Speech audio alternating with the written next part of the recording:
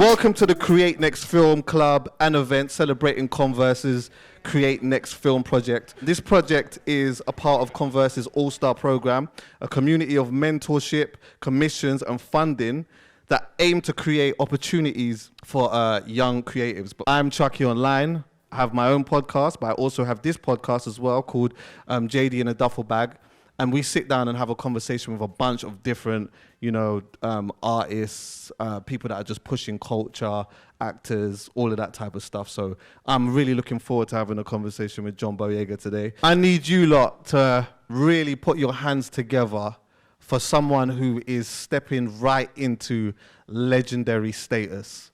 He is someone that we are going to look at with like great admiration, not only just now, but in the future of our lives. And like the amount of people that this guy is inspiring is absolutely sensational. I want everyone in here right now to make some noise and clap for my guy, John Boyega.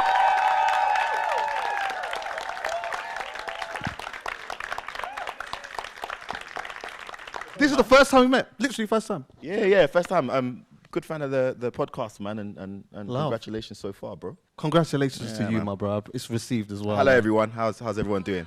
We can be unfamiliar today. Right, exactly. We're all friends here, yeah? Do you know what? I don't know if you heard yet, but I was asking them top two films that you've been in. Top two. What they say? And I said that we had to agree. Oh, wow. The only thing that I feel like we agreed on, what was it that we agreed on? It was Attack the Block. Yeah, that's one of my faves too. And then Detroit, it was kind of somewhere in there. Yeah. Me, I'm good with anyone as long as I'm in it. So right, exactly. Thank you, I appreciate that. Well, firstly, bro, how are you? I'm good, man. I'm tired. I just came off of a whole month of birthday celebrations. Oh man, it's one of them ones for you. It's one of them ones, man. October's that for I'm me. getting back into the work ethic that is required for someone of my status, apparently. So yeah, I'm trying to figure that out. Just trying to get back into the normal working life. After holidays. How's your mind? Fantastic, stronger than ever. Been in my silence, been in my rest, been training, been getting the job done, and I find that doing is the best therapy for me. Talking can sometimes get me in a bit of a box. So just doing, spending time with family, all of that stuff. The combination of it, it's been good. You mentioned silence. Like, I think for some people, being in their silence is at the times where they can actually be the most creative in that as well. How important is silence for you? It's big, massive importance. I'm slightly a little bit of a recluse. So when between filming, I'll go and disappear somewhere, and creatively, it's fantastic. You think of new ideas, refresh your mind on certain situations, and just come back with a more stronger perspective, man. Is it difficult kind of like coming out of, when you sort of indulge in a role of a character and sort of living an experience of like what that character might have gone through, whether it is something that is realistic or not? Is it difficult to just like, once it's done, just snap out of it and say, yeah, that's it now, like I'm just not that anymore? Or is there still a part of you that is, or part of that character that stays in you that lingers for a long period of time? Yeah, I think there's definitely a part of the character that you also keep, because with a long filming schedule, you're filming every day and portraying the same character. But I think I like a separation, man. Like, I'm not trying to go back to the crib and have a mental breakdown because of the role. Like, I need me balance. So I rest, I have my friends around. If the hardest role it is, I'm probably going to fly out my boys and I need you lot here. Right. While I'm, so when I come off set, I can be distracted, broken away from the experience of that by just good casual conversation. It doesn't need to even be serious, and that gives me the balance I need. What would you say is the character that's taken you the longest to, even if it was just a day or two or a month or 6 months or whatever, took a bit longer to sort of break away from? I don't think I've ever struggled with breaking away from characters, Once I'm wrapped, I'm like, woo! Oh, yeah. Booked the tickets to Nigeria, we're going to party. Yeah, like once I'm like, I'm very much like, when it's work time, we got to work. And we got to work, we got to work to a level that's past our normality. We got to work outside the comfort zone. But then when it's time for enjoyment, we must enjoy. Right, exactly. Balance is key. Balance is key. Yeah. See, like, I'm a man who watches films. I'm not going to sit here and say that I'm like a certified film watcher. But you know what, though? I was thinking about this the other day, and I was like, it's so sick, yeah, seeing like a whole bunch of like people that come from where I come from breaking through and penetrating Hollywood and America and stuff like that. And like, you're seeing, there's like quite a few of you just doing some inspirational things. It like, you know, Ashley Thomas, Daniel Kaluuya, Lashana, Latish. There's just so many, like, it must feel so good, yeah, where, you know, like you step overseas and you can kind of look left and look right and you see ends in some way. It's mad. I mean, you be in LA in the most kind of like sophisticated, most affluent, you know, get-togethers, and you're gonna hear like, yo, bruv. Like, wait, what? Who's that? And it's like that. It grounds you. Like, it's especially good hearing that out there, where most of the time everyone's still getting over the shock that you're not even from the States and you're black. So oh my God, yeah. It's nice to have that voice of reference and to have home around to a certain extent. Do you share codes? Do you like talk and share codes and like, you know what I mean? I mean, Daniel I've known for a bit. So Daniel's the guy that I speak to the most. Everybody else I just admire from a distance. I haven't met a lot of the actors, but I watch it. If I meet him, I'm gonna tell you what I watched you in and give you a congratulations, because I think it's a special moment for a lot of young Black British actors, especially going out there. In reality, they reacting to us, man. We got the source. Yeah, facts. It's good to represent, and in a way, especially coming back home where people feel like we're representing you lot, it's good to be able to do that. There is definitely something saucy about us, though, you know. I'm not gonna There is, lie. but you know what it is? We won't rate ourselves until we go out, and then when you get the reaction, you're like, we're saucy. Yeah. We're saucy. Yeah. It's like a realization of just, you know, but what you need, you know, that self-confidence to know that, you know what, my upbringing, where I'm from, did give me something that gives me a niche. And it does, man. You're from London. This is it. And you know, sometimes I say to people as well, yeah, from here, I'm like, you know what? See where you come from. As difficult as it is, yeah, the environment that you come from actually has monetary value. There are people that want to know what it is that you're thinking, like, because essentially they're going to sell that to you anyway. They're going to try and find ways to sell that to you. And I'm always like, you know what? There's value in that. Like, I went to Texas, like, what was it, a couple years ago and whatnot, and I was just wearing like a Trap Star t-shirt. And when people were coming up to me like, oh my God, you're from London, I'm like, yeah, my chest just got bigger. Do you get what I'm saying? Did your British accent go a little bit deeper? Yeah, I was like, yeah, fam, like, man's from here, cuz, you get me? Let's talk a little bit about like some of your journey. Like, I know that maybe some of your the early part of your journey might be similar to some of the people that are here. Some of it might not be, but I know you started like as early as 9 years old, yeah? But being 9 years old and it essentially being like an after school activity, like, at what point did it actually become a thing? Like, you know what? No, this is not just after school activity. Like, there's something a little bit more in this that I want to do. Like, at what point did that happen for you? I think it's not long after that point. It was still when I was doing the activities and the drama clubs. Because as I was saying in the other room, I said that it's very hard for us as creatives to expect to have the same path as a lawyer or a doctor. It's like there's a path for you, a schedule for you, a system. Whereas in entertainment, you have to create that every day. You have to do what you need to do to get that script together, to get that film made, to get that audition tape put on. And so for me, it was the moment of the earliest stage when I had nothing, is me taking it seriously within myself. And when I stopped calling it the acting thing, because that was a thing back in the day.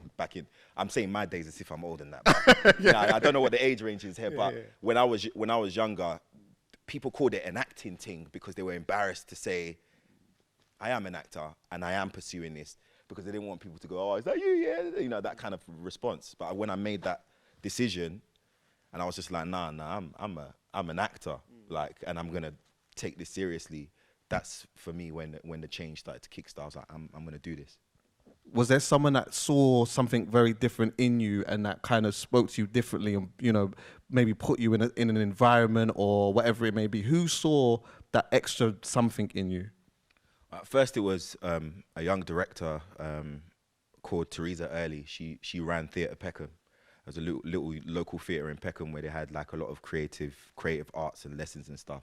So she gave me a scholarship because when my dad saw them prices, he was like, John, it's not happening. Like, you know what I mean? For drama, like, it's not gonna happen. Like, so she was able to assist me in putting me in that position because I was now like pushed into a world where I had to do contemporary dance, ballet, acting, musical theatre. I had to do everything.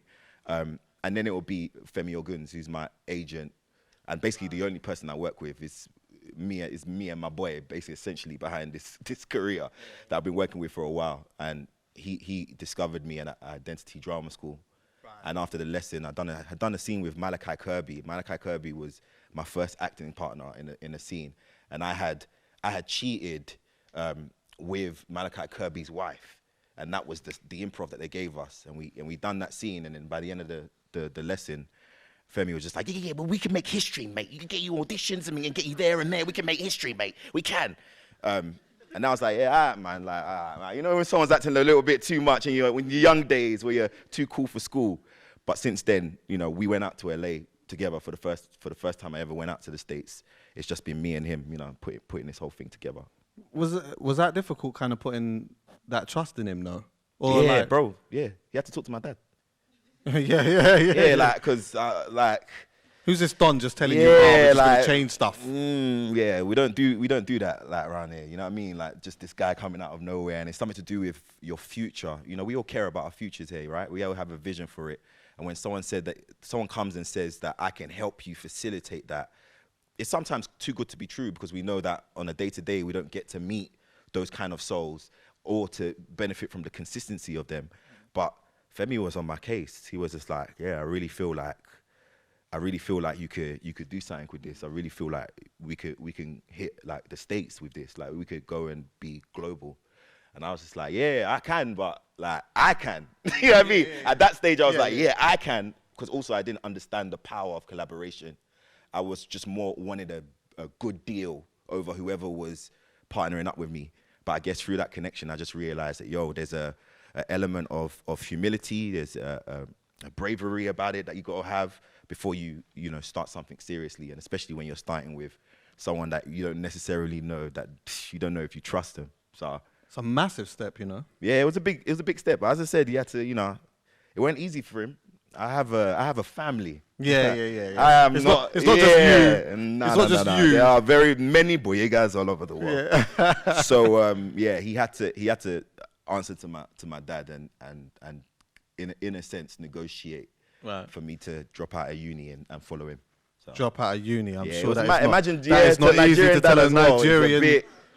It's a bit mad, but I felt. Do you remember that first conversation with him? Like, Dad, like, I'm not going in today. Was it like that? Like, Dad, I'm not on it. Like, what? It was kind of mad because I actually felt like at the time when I decided to drop out of uni, I felt like there was a spiritual omen attached to it, because I was in my lectures and we all heard an explosion come from downstairs, and it shook literally all shook the lecture room. Everybody ran out to the window, and I looked downstairs and I saw Johnny Depp dressed as Jack Sparrow on the Pirates of the Caribbean set. Because I went to University of Greenwich and they always used the floors to do filming. But I dropped out of uni that day, bro. Oh, strong. I dropped out that day. I was like, nah, like, this is, because I had never seen a set. Like, I watched them the whole day. So then I realized from just watching them the whole day, I was just like, you don't even only have to be an actor. There's like riggers, there's like a seamstress, there's a cook, there's like, I'm using student loan money. We go in LA, boy, we're gonna make this work. Like, that's how I felt. And then that's what led to the journey. I say the same about music, you know. Like, a lot of the time people just see artists and then they might know a manager, or they might know an A&R. But there's so much different things that happen behind the scenes to make things work. All these people actually have an interesting story themselves. Do you get what I'm saying? Through things that they've seen, right? Mm-hmm. Yeah, I mean, it's one thing I realized about this whole thing is that you could go through the most nuanced situation for someone to just limit your situation to a tweet. And that doesn't come with the nuance of a day-to-day. It's like, I could ask you, how was your week? You're going to say, fine, right? It was cool. But if I break down those 7 days, I'm sure it goes more complicated than that. So for me, it's like that. You know, sometimes you're you have to portray something simplistic in order for people to be comfortable, but behind the scenes, It's a whole different thing. trust me, man, bro, you spend less time acting and more time getting it done. How did you, and this is something that came up in here as well, yeah, where it was like the representation, like someone said that they like were getting into something because they felt as though, you know what, I'm not really seeing a lot of me per se. See, when you were coming through, yeah, like, was there a person that you looked at and said, I could be that, like I want to be that? Did you have that? Yeah, definitely. But then I humbled myself because it was too far-fetched. Because I was looking at DiCaprio and all these big movie stars, but then being in London, I was just like, and then dealing with the reality of the industry, I started auditioning, getting involved in, development work a little bit more. I was just like, nah. I want to end up there, but it's going to take Steps. It's going to take steps. So, and it ended up being the people I was around, your parents tell you about who you're around when you're on the journey and stuff. It ended up being true, being around Letitia Wright and Malachi Kirby and Daniel Kaluuya and a few individuals, like really at that time was the most motivational thing to me, because none of us were stars yet.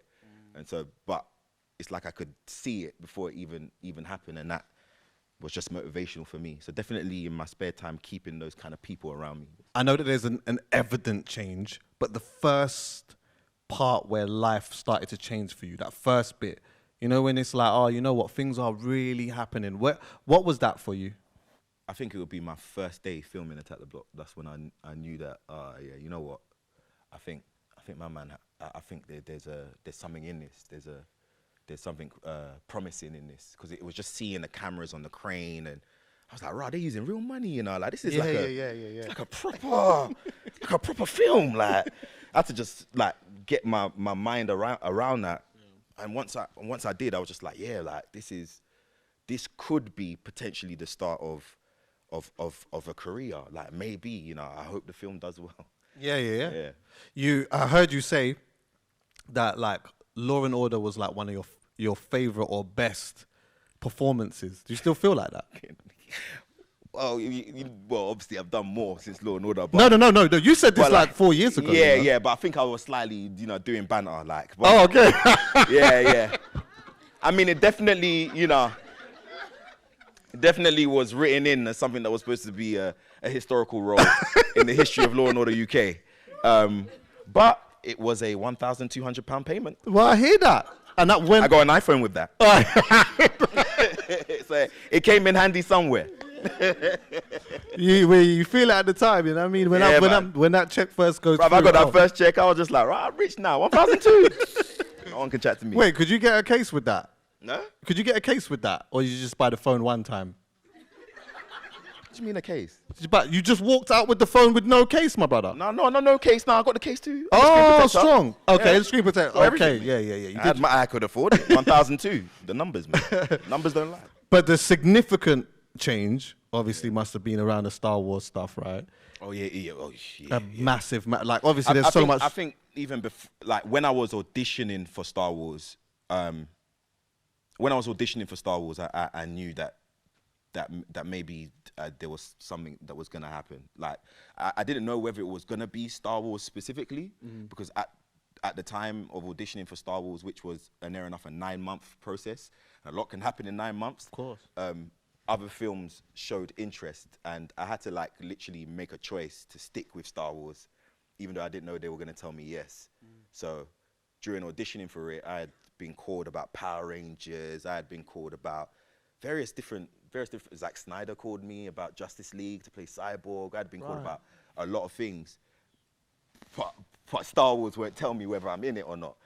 So there was just the stress of that, that balance and everything. So it was a process, man. What Power Ranger was you going to go for? What, Leonardo? Red. Sorry. The red. Is it, yeah? Okay, man. I hear that. Yeah, we do things different in my team. We try and go for the red. But yeah, it's just one of those things. You always come close to some opportunities, but it doesn't always out. Yeah. Because see, like Star Wars, that is like a big, massive cultural, like they have super standards. You see the response, it's a religion. Did you understand the responsibility that you had in regards to being in Star Wars, like what that would come with? In my early 20s, man, I was just like, hey, we made it! You know what I mean? I had to have that moment of celebrating. I was tired. Like, by the time I got the role in Star Wars, people would go, you know, what was your reaction about getting that role? You must have been so... It was more like, you know... I'm here, I've made it. Oh, like I've been walking like 8 hours and I'm finally here. So that was a feeling for me, you know. If you go gym and come back with a chiseled body right now, we're going to be surprised. You're not, because you know what you put in to get your body there. So that's the element I was dealing with. I love that one, because obviously I'm on Operation R&B stomach right now. Me too. I feel like all of us. Right. We must so get see, rid- when you're just working in that, and then you've been working for 6 months or however long, and then you kind of back your top off, and then she kind of goes, oh, yeah. I didn't really. It feels amazing, isn't it? Yes. Yeah. Yes. So, you know, it's that feeling, guys. Your abdomen. It's that when you get a Star Wars. And being in Star Wars as well, you know, like, you could forever be attached to something like that. Was that ever something that was kind of in your mind, where you ever felt like, you know what, as big as this is and amazing as this is, I don't necessarily want to be pigeonholed or typecasted into just things like this? Yeah, definitely. I mean, that was one of the major conversations that would come up, because for us, you're signing an 8-year contract of your life, and you know, you're devoted to the process of this film. For you guys, you just see it every few years and go, yeah, that was good. No, I didn't like that. And to understand that process, and to know that I had to like fight for versatility between the Star Wars movies, it was very important for me to do other things like Detroit and go off and do other things in between movies, just to break it up a little bit. Because I think versatility is the actor's money. It's the actor's finance. How much versatility, how much do you have to spend? How many roles can you do based on your versatility? How many accents, versatility.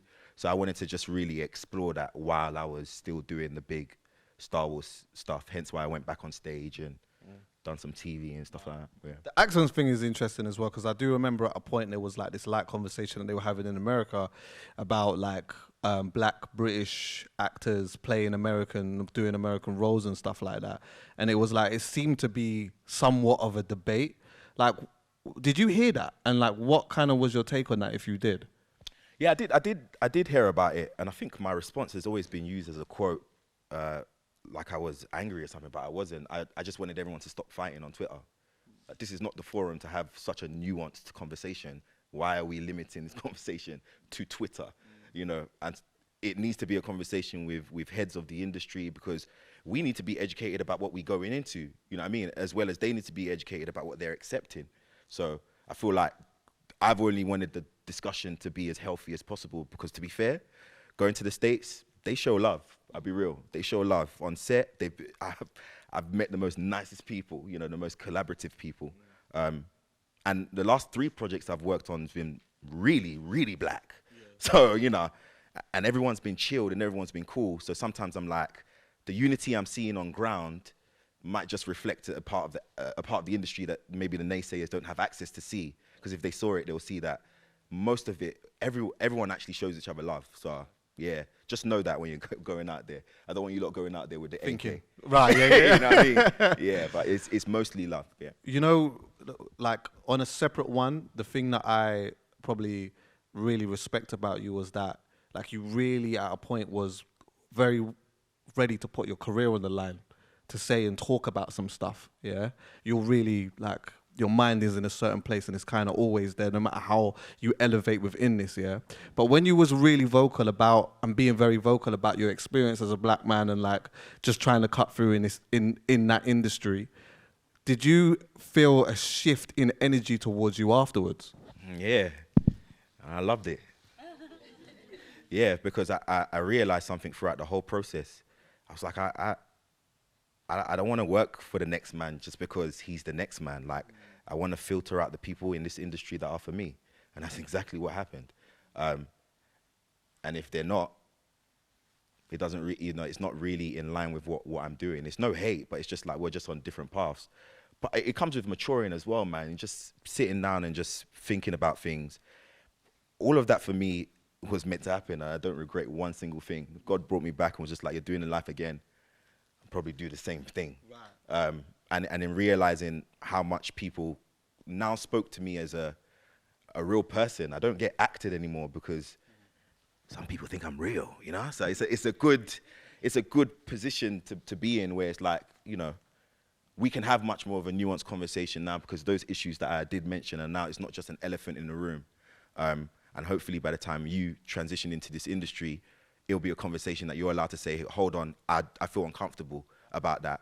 And I think prior to those events, it felt like we couldn't say nothing unless it felt like we were just backing ourselves and making noise or making trouble. And I just think I was in the best position to take that step now in retrospect, because there's a lot to lose, but I can take a few hits for No one tried to silence you. Nah. Because the thing is, this is what I like as well. I think it was more narratives, and which is, I've learned, there's narratives in the media certain times, and sometimes there's nothing to do with you. That's just an editor that wants a good grab, and sometimes it's just conversation and stuff. But I just learned how to concentrate on what's more important, and that's identifying people in the industry that after what happened, they were like, yo, like, I didn't really know you were like that. Now I feel like we can work with each other. And even the projects I've done after, which are not released yet, but all three of them are more centered into who I am as a person. And you feel that, because you find who's for you rather than trying to impress everybody, because what's the point of that? Yeah, it's like, even when you were saying before, like, some, people recognize you for you actually being a human. This is like, you can be in movies and stuff, or just being cutting through in whichever way, and people just almost feel like you can't have an opinion on something because you're just the guy in this film. And I mean that in both ways as well. The human side does also affect us as actors. So sometimes we have to be corrected. Sometimes someone has to say, no, you're wrong. So the human part was also on the flip side, where, you're just getting the most natural, organic side of people, where, yeah, on one side you're a human, you should be respected, all that kind of stuff. But on the other side, you're given the ability to be corrected and to learn and to grow. You're not just put on a pedestal because you have movies and money, exactly. Which is not enough. What's the goal? What's the goal now? There's a lot of goals at the moment. Myself and Femi losing sleep over it each night. But, it's still bringing out movies, bringing out films, still heading various initiatives like this. I want to expand it, make it bigger. Before the pandemic, I was touring schools in Southwark because I actually wanted to make this initiative independent. And I wanted to know what the students in schools, are they even like interested in entertainment, all that kind of stuff. And I went into the schools and was kind of like just talking to the young students about their interests. I was looking at this and thinking as well, that like, of late, you see, like, in the music side of the industry, you're starting to see like a lot of like a good bunch of the artists from here really starting to like internationally make some noise internationally, and a lot of that comes down to the fact that what we was talking about before, their own source and them being from where they're from or whatnot. Like, do you reckon that we're going to start seeing a lot more of that in regards to the filmmaking stuff from here being received internationally in that same sort of way? It's happening already. They mess with us down there. They to the point where they're trying to do our accents and stuff. Like, I don't mean like the RP accent. They've graduated. Now they want to do the Peckham. You know what I mean? And now they want to really get. So I think that that's important for us to notice, because much like the African American crowd, there's a reason why we like their stuff, right? That charisma, that entertainment. And I think that right now it's bubbling. We're getting our moment. Big shows like Top Boy and the stuff that they have access to helps. But I think on top of that, where it's heading towards, like, I think there's more nuanced stories come out, more sci-fi. I'm doing an Attack the Block sequel, so it's like a lot of stuff that is like built on this notion of wanting to bring a commercial element to the ends, like, because we deserve that, like, we deserve to be seen on that glossy screen with the best effects, with the best music, so we can like showcase ourselves to the world that we do this too. You know what I mean? Are you happy, bro? Yes, man. Yes. Yes, like genuinely happy. Cool. And it's a process, because I don't think, and my sister's in the audience, so maybe you can say, shut up, you're lying. But I don't think I've ever been the type to really take things on my head like that. I don't mind chaos, because I understand it's just one ingredient sometimes in a plethora of experiences. But at this stage, happiness, I've realized, man, you got to learn how to define it as you're growing. You might realize you've been growing, defining happiness to be things that's not necessary for you. And I've come to a point where through listening, through understanding, maturing up, telling myself to shut up sometimes, because, boy, we all know that's the most troublesome voice. Like, through doing that, I've come to a point where I can say officially, I am genuinely happy. And I want a bloody star for that, like a cookie or something. I hear that. You know what I mean? I hear or that. something. Yeah. Listen, time is of the essence here, but the last thing I do want to ask you is, have they put you in the DSS yet? The Dark Skin Society? Yeah, because that is banter. That's what Buck was doing from day. Like. They ain't been in that yet. They ain't put, because I feel like, you get what I'm saying? They're not respecting the thing, bro. Put my man in there, man. What's going on? You know what's funny? I get one of my boys he was on Insta, and I'm in LA at the time, and he goes, yeah, bro, like, where were you? I go, what do you mean, where was I? He said, bro, the man then was meeting by, you know, Sunset, man, and you weren't there. I didn't see you in the video. I said, bro, I'm on set now. When they have time, they'll invite me. You know, I'm always open. Bro, thank you for like coming and just giving a little bit of your time, man. I really appreciate it. Thank you all for being here as well. And I just wanted to leave everybody with just some motivation. I've done it in another room, but just some motivation as creatives. I know it's hard. I know it's complicated and sometimes, you know, unrealistic. The first thing I would say is please continue your research into this ever-changing industry. It changes every day. Continue your research so you're not harboring emotions and issues that may not be accurate to the situation, so that always stay informed, and at the same time, you're keeping a balance with your mental health and the path that you're going to take. And hopefully, I see some of these familiar faces in industry soon, and maybe one of you be directing me in my next one. So, love to you. Love to you. JD and the Duffle Bag Podcast. I'm Chuckie Online. Everyone, this is John Boyega.